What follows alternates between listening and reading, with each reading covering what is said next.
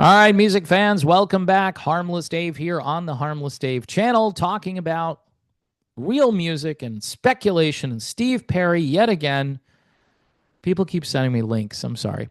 And doing it in real time for a few people who care, just like you right there and like me here.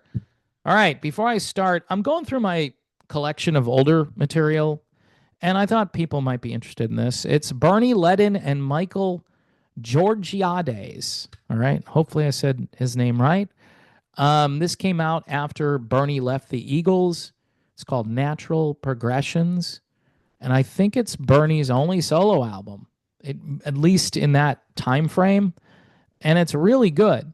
There's this tune called Glass Off, which was kind of a big deal a little bit back in the late 70s.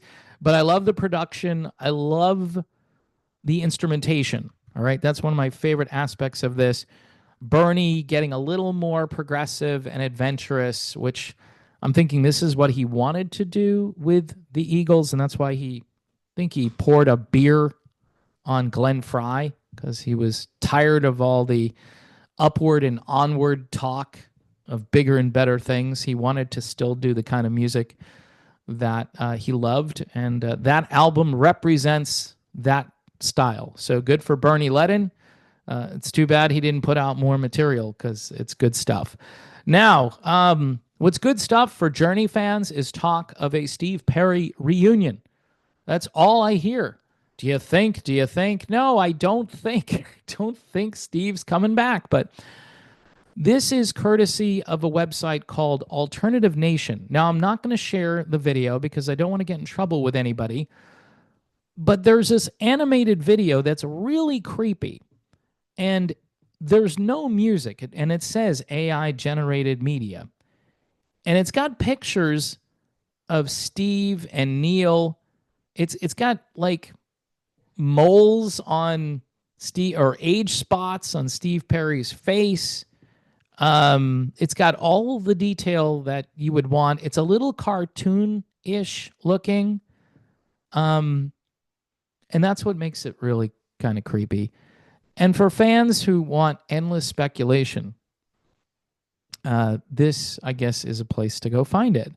I don't know. This just makes me feel bad, because what's going to happen, 10, 20 years from now? People are just going to invent their own AI version of Journey and start making videos.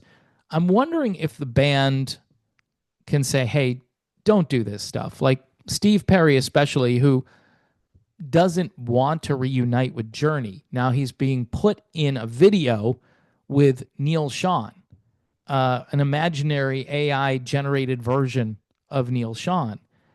And look, people are being fooled all over the place.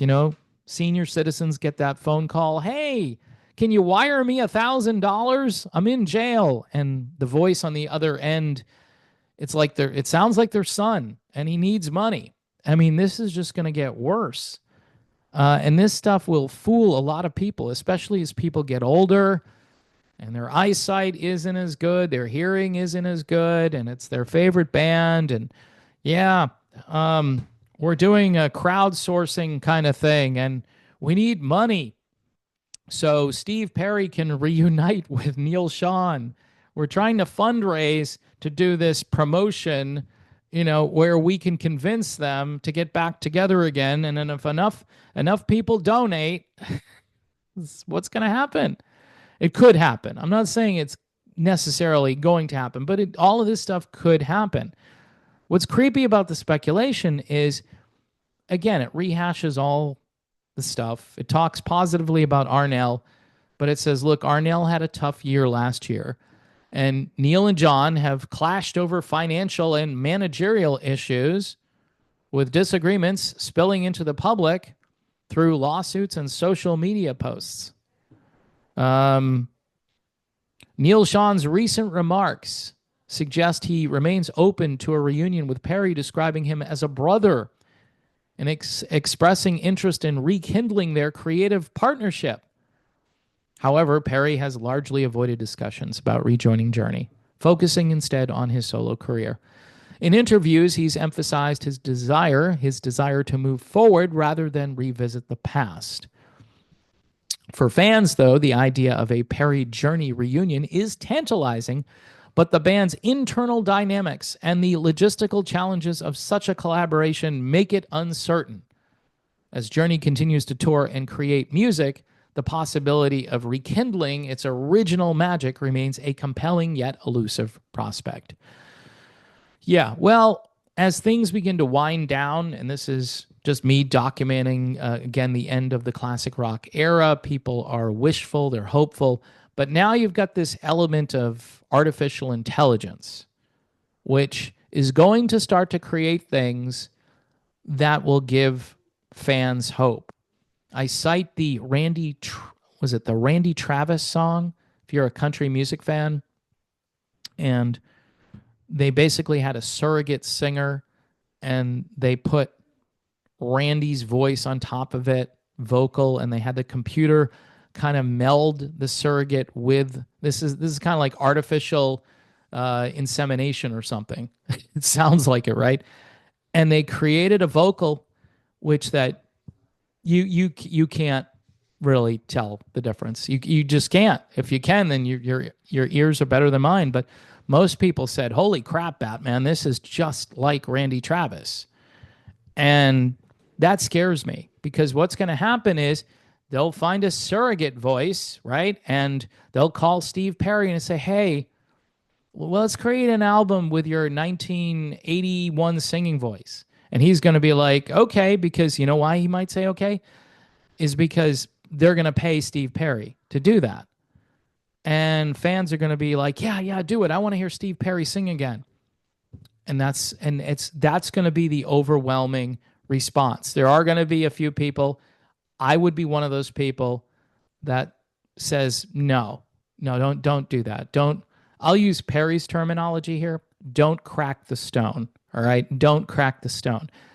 Keep it the way it is. And maybe Perry would say, no, he's not doing it. But someone will come along and just sample his voice and do it anyway. And then, of course, maybe the lawsuits will start flying around. But it's going to be hard to stop this wave of artificial intelligence. All right. One more time for Bernie and Michael. That's a lot easier for me to say. Their album Natural Progressions from right around, I want to say 1977-ish. I could be wrong, but really great album. And I'm going to be showcasing albums from my collection, things that are older that I've enjoyed listening to, things that are a little off the beaten track. So hope you enjoy that feature on the show. Also, up-and-coming Christian music artists as well, and just stuff I like to listen to get my brain on better things. Anyway, folks, thanks for watching. God bless. I'll see you soon.